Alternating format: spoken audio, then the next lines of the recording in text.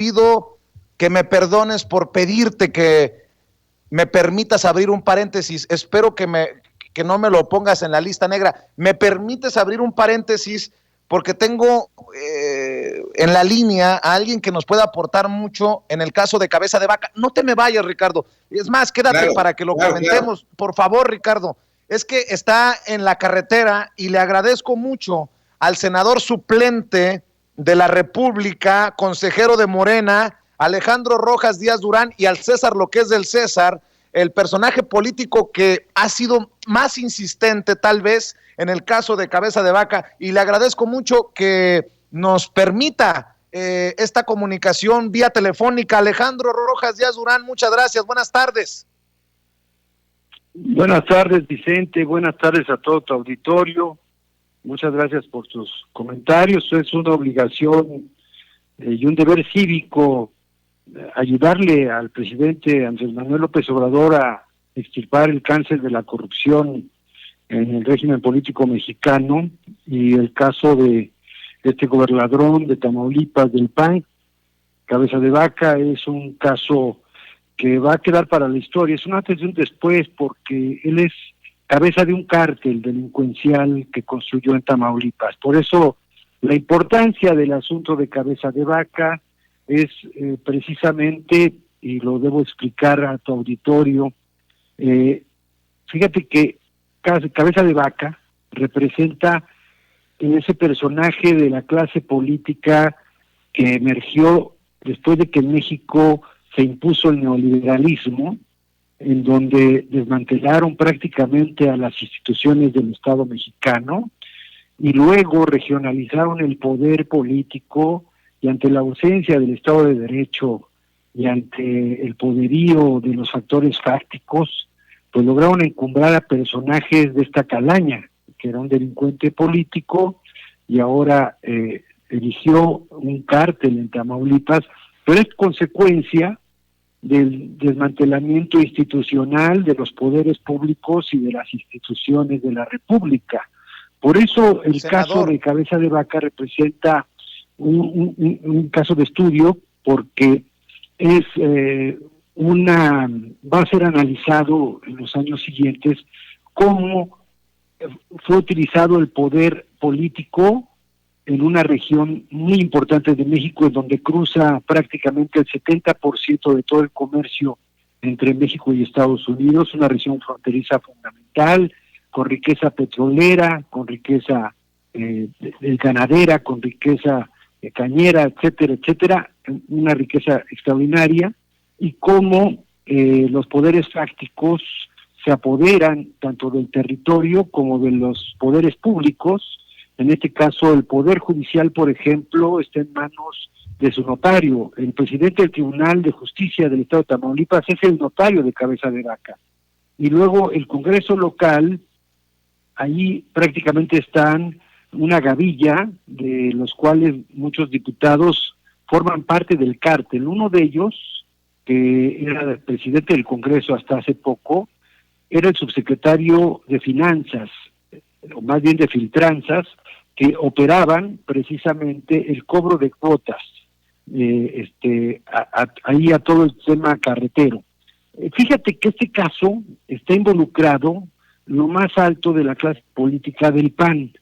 Por eso no es casualidad que a Cabeza de Vaca lo salgan a defender los dos mastines más conspicuos del calderonismo, que tienen a su principal mastín allá en Nueva York detenido, que es García Luna, que era protector de cárteles de narcotráfico, y quien defiende jurídicamente a Cabeza de Vaca ante la Fiscalía no es Aguilar Sincer, es el ex senador Roberto Gil Suart, ex secretario particular de Felipe Calderón, que además cobra en el gobierno de Tamaulipas un monto de 50 millones de pesos anuales, solamente por contratos de asesoría.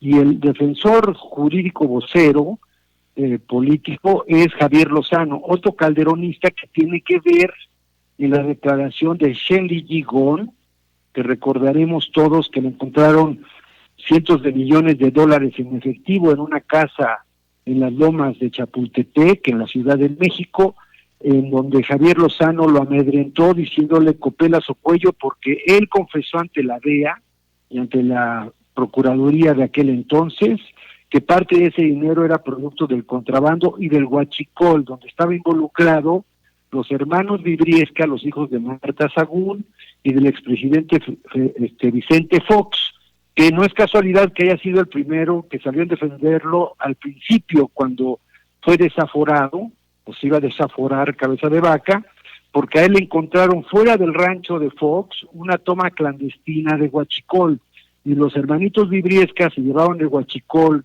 de Reynosa, donde fue alcalde Cabeza de Vaca, hacia Guanajuato.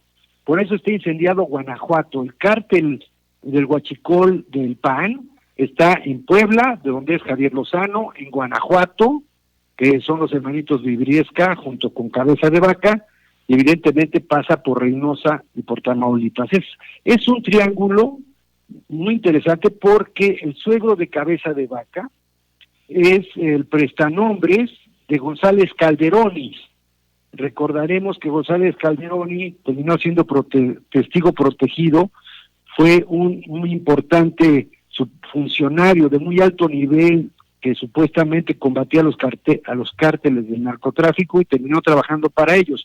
Bueno, él va a Estados Unidos, se entrega como testigo protegido, lo terminan matando hace unos años, y quienes se quedan con su fortuna, producto del huachicol y de actividades delictivas, es el suegro y el hermano de Cabeza de Vaca. Por eso no es casualidad que esté involucrado todo este tema del huachicol. Senador. Y el abogado que está defendiendo en Estados Unidos, este señor que se llama Tony Canales, adivina de quién era abogado, Vicente. De Calderoni. Ya, exactamente, de González Calderoni. No hay casualidades, ¿eh? ¿Por qué está metido Roberto Gil Suart en la defensa de Cabeza de Vaca? Porque él triangula recursos. De hecho, en una sola tarjeta, la UIF detectó que se gastó 120 millones de pesos.